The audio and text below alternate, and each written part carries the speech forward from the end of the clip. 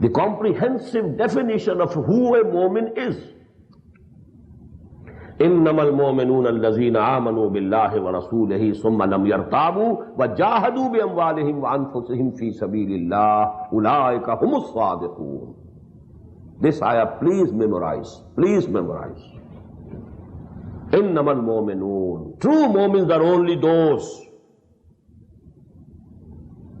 الذين آمنوا بالله ورسوله ثم لم يرتابوا, who believe in Allah and His Messenger and then have no doubts whatsoever. This faith of theirs, this belief of theirs reaches the level of conviction.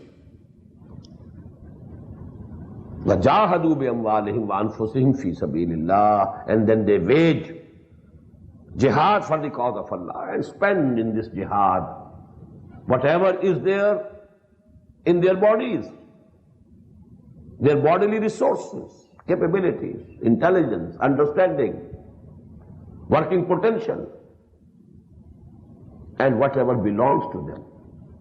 أُولَٰئِكَ هُمُ الصَّادِقُونَ. Only such people are true if they claim to be mu'min. May Allah include us all in them. Ameen Ya Rabbal Alameen.